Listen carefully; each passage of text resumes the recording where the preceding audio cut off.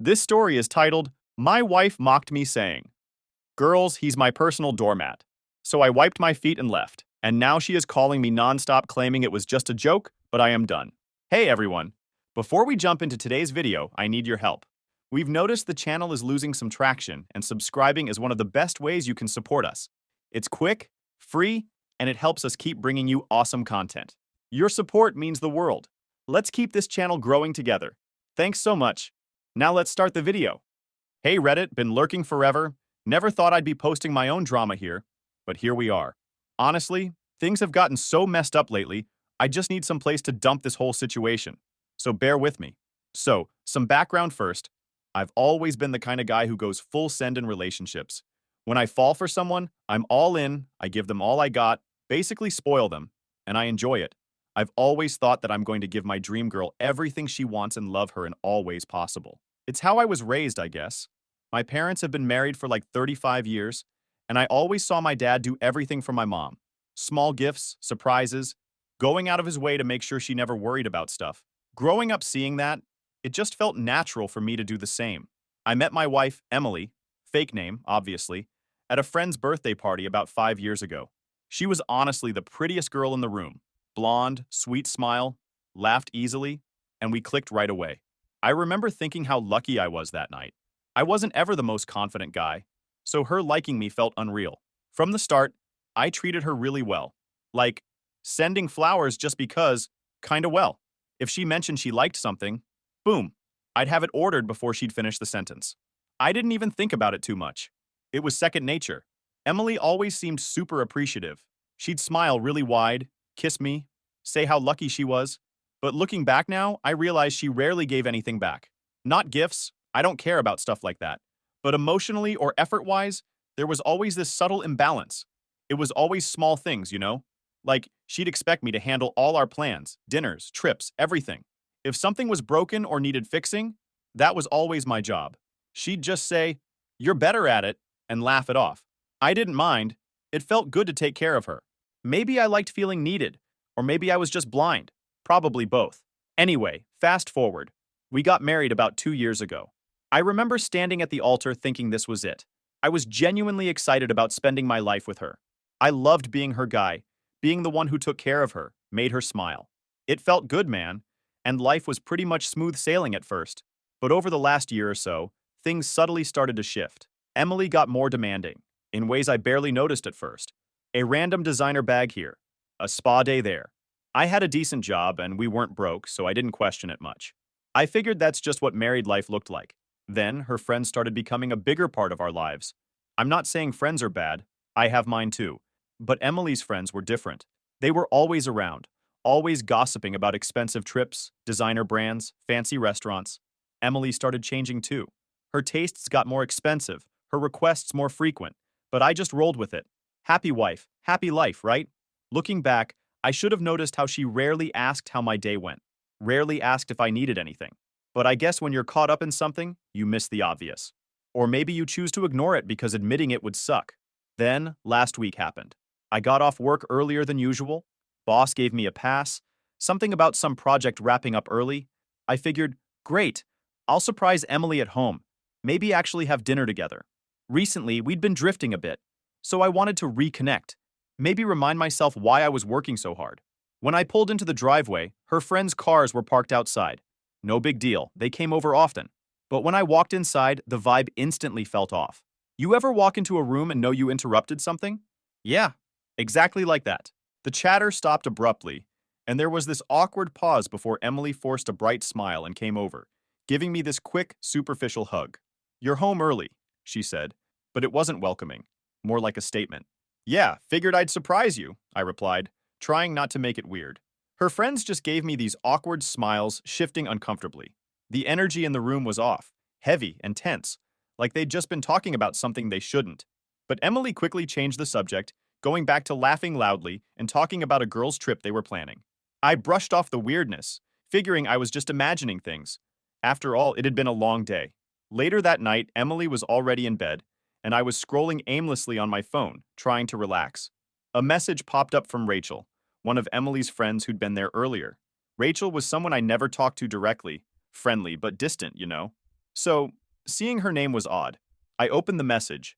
It was just a single voice recording. Nothing else. That made my stomach twist weirdly, but I tapped play anyway. The moment Emily's voice came through, I knew it was bad. She sounded different. Arrogant, mocking, mean even. Seriously, he's like my personal doormat. She laughed casually. Her friends erupted into laughter. I literally have to do nothing. I cry a little, smile sweetly, and he hands over whatever I want. I swear he's the easiest guy to manipulate. Her friends laughed louder. Rachel's voice softly interrupted. That's kinda messed up. Emily snorted. Come on, Rachel. It's hilarious. He doesn't even realize how pathetic he looks sometimes. Like literally last week I just mentioned wanting that stupid spa retreat. 2 grand, right? Next morning he had it booked without even blinking. It's embarrassing how desperate he is to please me. Honestly, I could probably tell him to lick the floor, and he'd still ask if I needed anything else. Rachel didn't respond after that. The recording ended there, leaving me in stunned silence. I sat there for what felt like forever, just replaying the audio, heart racing, ears ringing. My wife, the woman I'd spent years loving, spoiling, and supporting, was mocking me like some pathetic loser in front of her friends. And the worst part was, deep down, part of me knew she wasn't wrong. I'd become exactly what she described, a doormat so desperate to be liked that I allowed myself to be used without even noticing. I didn't sleep at all that night. I got up, quietly left the house, and drove around aimlessly, replaying every stupid decision I'd made to get here. Something inside me shifted that night, though. A switch flipped in my brain. I wasn't going to confront her right away. That'd be too easy, too predictable. No, Emily deserved something much worse. She deserved to experience exactly what she'd put me through, piece by humiliating piece. After driving around all night thinking about it, I got home just before dawn. Emily was still asleep. Obviously, she had no idea I'd even left. I didn't sleep at all, though. Instead, I sat at our kitchen table with a cup of coffee, going over every moment of our marriage in my head. The more I thought, the angrier I got. Not just at Emily, but mostly at myself. How did I let things get this far? How had I been so blind? By the time she woke up, I'd already decided how I was going to handle this. No fights, no screaming matches, none of that emotional stuff. She expected that from me. She'd seen it before. Me getting upset, feeling guilty, trying even harder to please her. Not this time. Now I was just calm, cold even, and something in me liked it. Emily shuffled into the kitchen, yawning, trying to look cute like always. Normally, I'd smile, ask her how she slept, offer breakfast. Instead, I just glanced at her and looked away, sipping my coffee without saying anything. She hesitated, clearly thrown off. Morning, she said, sounding unsure. I didn't reply right away. I let the silence sit for a few seconds, then looked up, making direct eye contact. Morning, I finally said flatly. Then, without another word, I got up, grabbed my keys, and walked past her toward the door. She was confused. Wait, you're leaving already? Where are you going? Out, I said simply. Got stuff to handle. Stuff? She asked, frowning now, clearly annoyed by my sudden attitude. What stuff? I paused at the door, turning to face her. My stuff, I said calmly. I'll be back when I'm back. Then I walked out without another glance. It felt incredible. Like for the first time in our relationship, I was finally in charge. Emily had zero clue how to handle that. Over the next few days, I kept up that vibe. I didn't confront her or bring up the recording, didn't even hint that I knew. Instead, I just started pulling back. Small things at first. No random gifts, no dinner dates, no spontaneous trips. If Emily wanted something, she'd have to ask outright. And even then, I'd say no half the time. She was thrown off balance, confused, clearly trying to figure out what was happening. I started thinking back clearly to all the times I'd given in when I shouldn't have. Late night food runs when she suddenly craved sushi, canceling plans with my friends because she needed me home, or shelling out hundreds on random things she said would make her happy, only to see them tossed aside after a couple weeks. The more I replayed it in my head, the angrier I got, mostly at myself.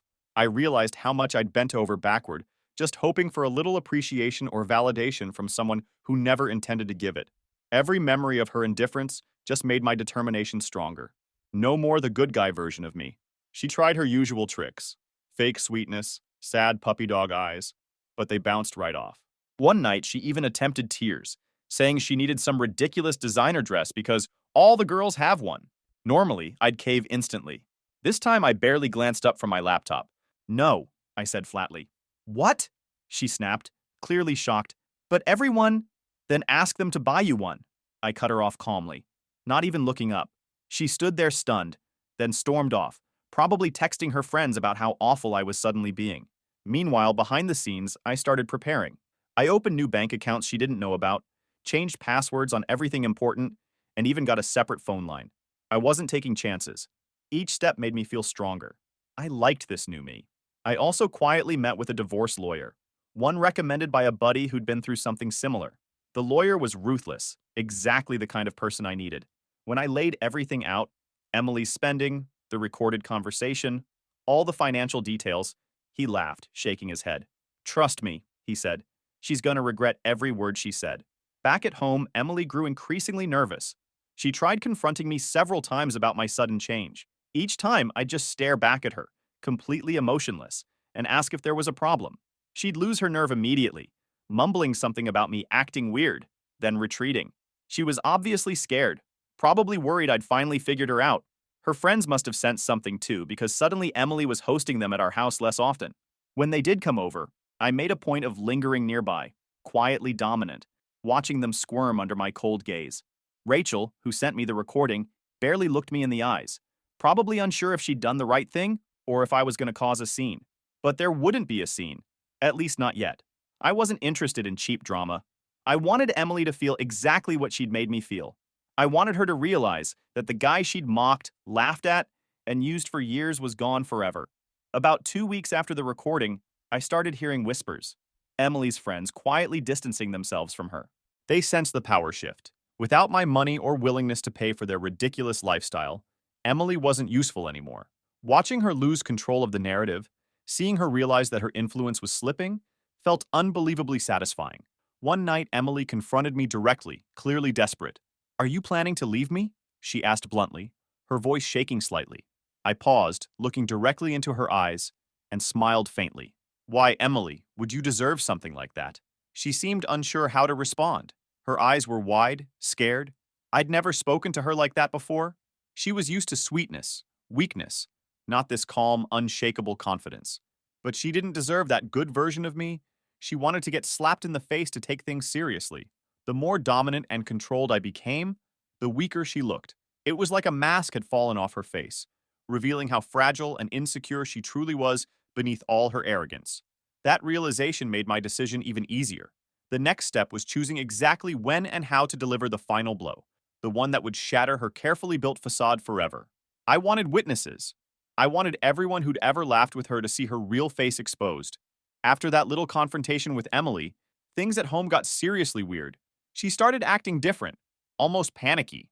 It's funny how when someone loses control over you, they suddenly realize just how fragile their hold was in the first place. She started randomly calling me at work during the day, trying to be extra sweet and checking in on me. Just wanted to say hi, she'd text with little heart emojis. I didn't respond to most of it. At first, I was surprised by how fast she flipped from arrogant manipulation to desperate insecurity. But looking back, it made sense. Her entire identity had become wrapped up in her ability to control me, to make me do whatever she wanted. Now, without that power, she was spiraling. One night, she tried a new tactic. She actually cooked dinner. For context, Emily never cooked. Like ever. It was always takeout or me handling the meals. I came home from work to find her setting the table, looking nervous and hopeful. I made your favorite, she announced proudly, trying for that sweet voice that used to melt me. Steak, potatoes, all of it neatly plated. It actually looked good, not gonna lie. I paused, letting silence fill the room as I took off my coat and tossed my keys on the counter. Finally, I met her eyes, completely emotionless. Thanks, but I already ate, I lied casually. Her face dropped, genuinely hurt. Oh, she said softly, looking down. Well, maybe tomorrow. Maybe, I cut her off coldly. Then I walked right past her, leaving her standing there, probably wondering how she'd lost me so completely. To be clear, I didn't feel good about being cold like that, but it felt necessary. Emily needed to realize that she couldn't just flip a switch and get me back under her thumb. For once, she had to experience rejection. Meanwhile, my lawyer had laid out a plan. Careful, calculated, devastating. I'd gathered financial records, screenshots of Emily's extravagant shopping habits, text messages she'd sent demanding money, and of course, Rachel's voice recording. I had plenty of evidence that showed clearly how manipulative she'd been throughout our entire marriage. One day, while at work, Rachel messaged me again. Hey, can we talk? It read. It's important. I was hesitant but agreed to meet her after work, wanting to see what she had to say face to face. We met at a little coffee shop near my office. Rachel seemed nervous, guilty almost. She barely looked at me, fidgeting with her coffee cup. I'm really sorry, she began quietly. About Emily. About all of it. She hesitated. I thought you deserved to know. Why send me that recording? I asked bluntly. Rachel bit her lip, finally looking at me directly. Because Emily needed a reality check. And honestly, so did I. Watching her disrespect you, it stopped being funny a long time ago. I leaned back, processing that. So why are you still friends with her? I'm not, she admitted, sighing heavily. None of us really are. Everyone's distancing themselves. Emily's realizing pretty quickly she doesn't have many real friends left. We talked a little more, and Rachel shared some of the things Emily had been saying lately. About me, about how weird I'd become, about her worries I was hiding something. Apparently, Emily had even tried snooping through my laptop and phone, but found nothing. I'd expected that. Everything was locked down tight. I thanked Rachel for the info, but left the conversation feeling more certain than ever. Emily was panicking, desperate to regain control, but it was way too late for that. She was finally about to face the consequences of years of manipulation, and it wasn't going to be pretty. When I got home later that night, Emily was pacing anxiously in the living room. The second I walked in, she rounded on me, eyes wide with desperation. Where were you? She demanded. Why didn't you answer my texts? I took a breath, calm as ever. Out, I said flatly. Her voice shook, frustration mixing with panic. Out where? With who? I smiled coldly. With who? It's none of your business? She flinched at that. Why are you acting like this? She practically pleaded. I cooked dinner again. I waited for you. I just want things back to normal. I stepped toward her, looking directly into her eyes. Normal? Like when you mocked me behind my back? Or when you bragged about using me to your friends? Her face drained of color instantly. What are you talking about? She stammered, trying for innocence. Don't, I said sharply, cutting through her act. I know everything. I've always known. She stood frozen, tears forming.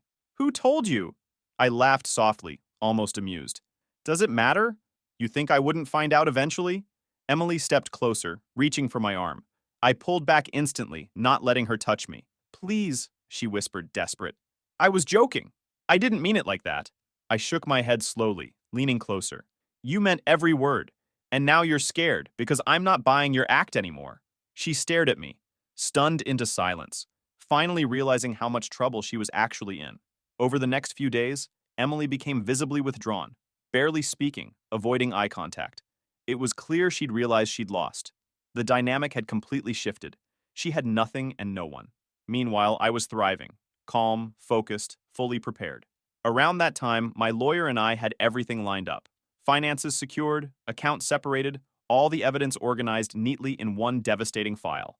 I'd also quietly found myself an apartment, a simple, modern place downtown. I signed the lease without telling Emily a thing. She was about to find out soon enough anyway. About a week later, Rachel messaged me. Turns out one of Emily's friends, let's call her Steph, was throwing a big birthday dinner at her place. Emily had been invited but was hesitant about going, mostly because her social circle was now fully aware she'd lost her grip on me. Rachel, however, suggested this might be the perfect stage to expose everything publicly. I liked the way she thought. The day of Steph's dinner, Emily approached me cautiously, clearly uncomfortable. Steph's birthday dinner is tonight, she began awkwardly. Do you want to go? I pretended to think it over for a moment. Sure, I replied casually, surprising her. Might be fun. Her eyes narrowed slightly, suspicious at my sudden change of heart. Really? I smiled calmly. Yeah, why not? It's been a while since I've seen everyone. She nodded slowly, clearly unsettled but not sure why. Okay, she said finally. Thank you, lol. Now she's thanking me over things I automatically used to do. That evening, we got ready in tense silence. Emily was dressed nicer than usual, probably trying to salvage some dignity in front of her friends. I wore my best suit, sharp, polished, and deliberately intimidating. For once, I looked exactly how I felt, completely in control. We drove over without talking much, the silence heavy. When we arrived, Steph greeted us with fake warmth, though I caught her glancing nervously between Emily and me. Everyone else was already there, talking loudly, drinking, clearly unaware of the storm about to hit. Emily smiled nervously, slipping immediately into her fake friendly persona.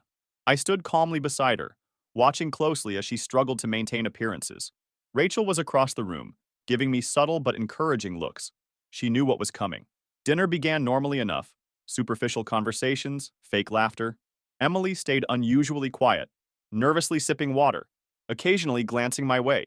She knew something was off but couldn't pinpoint exactly what. Midway through dinner, Steph turned to Emily, her tone overly bright. "So, Em, when's your next big trip? Italy, right?" Emily hesitated, glancing at me. I don't know yet," she said weakly, forcing a smile. "Maybe soon." Steph laughed lightly. "Oh, come on, you never skip trips. You always said you have the perfect sponsor," she added jokingly, glancing at me with a forced smile. The table fell quiet, sensing tension. Emily went pale, clearly unsure how to respond. Perfect. This was my cue. I leaned back in my chair confidently, drawing everyone's attention. "Actually, speaking of sponsorship," I said clearly, pulling an envelope from my jacket pocket and placing it deliberately on the table. "I think Emily might need to start funding her own lifestyle now." Every pair of eyes turned toward me. Emily froze, staring at the envelope in horror. Steph awkwardly cleared her throat. "What's going on?" she asked uncertainly, glancing between us. "Open it," I said smoothly, nodding at Emily. "Go ahead." With shaky hands, Emily picked it up, fumbling awkwardly as she opened the envelope. She slowly pulled out the papers, scanning the first page, then the next. The color drained completely from her face. "What? What is this?" she stammered weakly. "Divorce papers," I announced calmly. "I've already filed?" Emily's eyes widened in panic.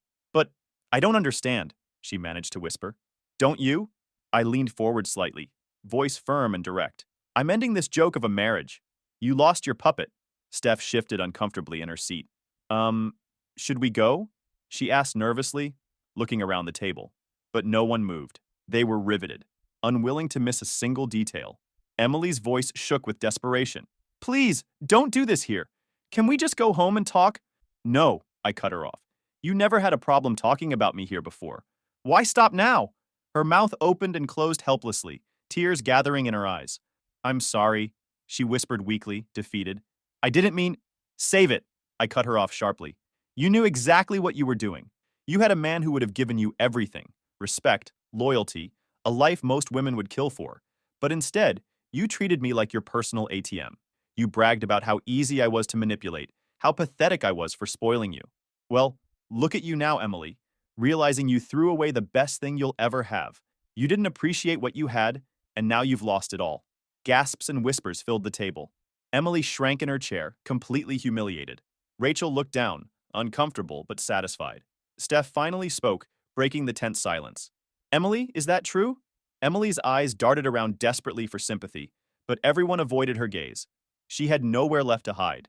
I stood up slowly, buttoning my jacket with calm finality. "From now on, you're funding your own lifestyle. I'm done paying your way and covering your lies. You get exactly what you gave this marriage. Nothing." I glanced around the table, addressing everyone else. "Just thought you all deserved to know exactly who Emily really is." Then I turned back to her. "Enjoy explaining yourself to your friends." With that, I walked calmly toward the door.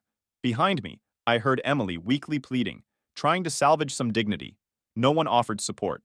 No one comforted her. They enjoyed seeing her devastated after bragging about having a personal ATM in front of them. Driving home alone that night, I realized something important. I was often expected to give endlessly, without question or complaint. Time, money, support, patience. But nobody ever taught me when to stop, or tells me it's okay to walk away when it isn't appreciated. I thought about my dad again, realizing the key difference.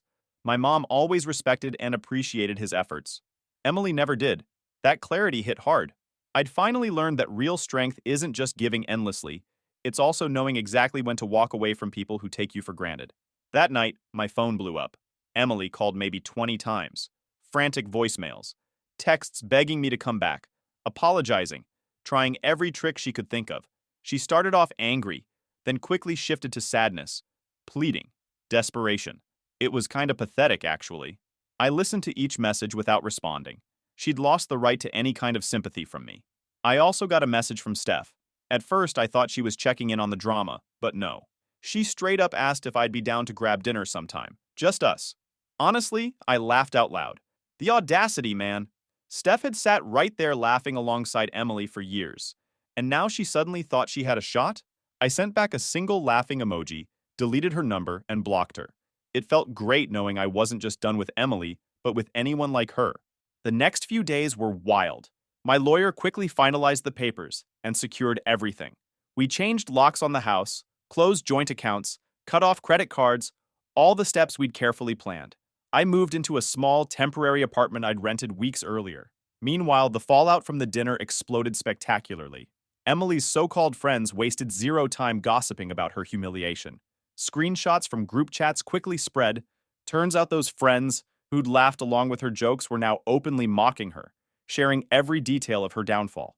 Rachel even sent me screenshots of their conversations. Did you see Emily's face? Absolute gold. Honestly, she had it coming. Maybe next time don't treat your husband like trash. Can't believe she thought he'd just keep paying forever. LMAO. It was brutal but satisfying. Emily finally saw the truth. Her entire social life was fake. Without my money or the ability to flaunt luxury trips and designer clothes, she had zero value to those friends. Watching her realize that was sweet, sweet justice. She moved out of our place within days. I heard through mutual acquaintances that she'd moved into a tiny studio apartment across town. Apparently, she was trying to downplay the situation, acting like it was a mutual decision, but everyone knew the truth. She couldn't hide from the gossip, no matter how hard she tried. Financially, things hit her even harder. All her credit cards tied to my accounts were canceled, and her lavish lifestyle disappeared overnight. No more random designer bags or spa days. She tried contacting me again. Texts, voicemails, even showed up at my workplace once. But each time, I shut her down coldly. I had zero interest in reconciliation or closure. Her messages ranged from desperate apologies, "I messed up, please just talk to me," to threats, "I'll make you regret this." Nothing worked. I didn't even blink. Letting her spiral without any reaction from me felt deeply satisfying. My friends, meanwhile, rallied around me hard. Most admitted they'd never liked Emily, but didn't want to say anything. Classic, right? One buddy joked about finally being allowed to say she was a horrible person. We laughed about it, which felt great. About 2 weeks after everything went down, Rachel messaged again. She mentioned Emily had practically vanished from their group, no longer invited anywhere, ignored completely. She burned every bridge, Rachel texted. She's finally seeing the reality she created for herself. Apparently, Emily had become completely isolated. Her reputation was shot. People now saw her clearly. A manipulative, shallow person who got exactly what she deserved. Normally, I'm not big on celebrating someone's misery, but honestly, it felt like real justice. My family was supportive too, especially my mom. When I finally told her everything, she hugged me and said quietly, "You deserve so much better than that, honey. I'm glad you finally realized it." That hit me hard, but in a good way. I'd forgotten what genuine support felt like. Things stabilized financially quickly without Emily's ridiculous spending. My accounts grew steadily for once. I didn't stress about surprise expenses or her extravagant demands. Instead, I started planning trips I'd always wanted to take, doing things purely because I wanted to. A few months after everything blew up, Emily pretty much disappeared from my life completely, except for the occasional vague update from mutual friends. Apparently, she had burned through the little savings she had left, was working some retail job. She kept a low profile, probably hoping the gossip about her spectacular fall from grace would blow over eventually. I barely thought about her, honestly. I was way too busy actually enjoying my life for once. Then, one random afternoon, everything changed again. I'd stopped at a local cafe near my office, just grabbing coffee and catching up on some emails. It was quiet, relaxing, exactly the kind of thing Emily would have hated for being boring. Then, out of nowhere, I heard a familiar voice behind me. My heart skipped weirdly for a second as I glanced up, annoyed, hoping it wasn't who I thought it was. Of course it was. Emily stood awkwardly near the counter, clearly hesitating about approaching me. She looked noticeably different. Honestly, she just looked defeated. Finally, she walked slowly toward me. "Hey," she said quietly, trying for a smile. Her voice was soft, unsure. Nothing like the confident girl who'd once controlled my entire life. I stared at her blankly for a second, showing zero reaction. "Hey," I finally replied, completely flat. I didn't invite her to sit down, didn't smile. She needed to know instantly I wasn't interested in whatever game she thought she could play. Emily shifted uncomfortably. "Can we talk?" she asked softly, nervously glancing around. "We're talking now," I said calmly. "What do you want?" She flinched slightly, clearly hurt by my bluntness. But I didn't care. She took a deep breath, as if gathering courage. I wanted to apologize. For everything. I didn't react, just waited silently, letting her words hang in the air awkwardly. She continued, I was horrible to you. I took you for granted, treated you badly. I I realize that now. Losing you, it made me see how messed up I was. I stared at her silently, letting the discomfort stretch. She squirmed under my cold gaze, clearly unused to this version of me. I was hoping, she hesitated, voice small, eyes hopeful. Maybe we could start over? Just as friends or something. I miss having you around. I actually laughed. Friends? I echoed, shaking my head slightly, amused. We were never friends, Emily. We were barely even married. You used me, that's all there ever was. Her eyes filled with tears instantly, hurt and embarrassed. Please, just give me another chance. I've changed. I leaned forward. Have you, though? Or is it just because you need someone to pay your bills again? Your friends dumped you, your lifestyle's gone, and suddenly you want me back? Convenient timing. She looked away, face burning red with humiliation. She didn't even deny it, which told me everything I needed to know. You know, I continued coolly, you were right about one thing. I was pathetic. Pathetic for ever tolerating your manipulation. Pathetic for being good to you, which you didn't deserve. But you did me a favor, Emily. You woke me up. She stared at me silently, tears running down her face. I didn't feel even a hint of guilt or pity. She deserved every bit of this moment. You don't miss me, I went on calmly. You miss having control. But that guy you think you manipulated, mocked, he's gone. For good. She opened her mouth, clearly desperate to salvage something, but I cut her off immediately. There's nothing left to say. Move on. I have. Without waiting for a response, I stood up, grabbing my coffee calmly. She stared up at me helplessly, completely defeated. I paused for just a second, looking down at her calmly. Oh, and don't ever approach me again. We're done. Then I walked away, leaving her sitting there alone, humiliated, finally understanding the reality she'd created. I didn't look back, didn't hesitate, because I knew exactly who I was now. Stronger, confident, completely free. After that day, Emily never reached out again. I didn't hear about her, didn't ask, didn't care. I was finally free, fully at peace with the entire situation. The life I'd built was completely mine now, one that no one could take from me again. A few months later, I started dating again. Nothing serious at first, just getting back out there. Eventually, I met someone genuinely different. A woman who noticed the small things, thanked me for simple gestures, and made me feel valued without expecting expensive gifts or grand gestures. One evening, I gave her something I'd made myself, a small wooden carving. Nothing fancy, just something personal. She lit up with genuine excitement, smiling like I'd given her the world. Seeing that excitement over something so small made me realize exactly how unbalanced things had been with Emily. It finally clicked that a relationship should never be about one person endlessly giving while the other just takes. It was never about keeping score, but about feeling valued and respected. And this girl, without even knowing it, reminded me what real appreciation felt like, and that's the one I would feel happy to spoil. Sometimes I think about how different things would have been if I'd never overheard her mocking me that night. If Rachel had never sent that recording, I'd probably still be blindly giving, trapped in Emily's game. I'd still be miserable without even realizing it. Instead, I'm genuinely grateful things happened exactly the way they did. As for what's next, honestly, I'm just gonna live.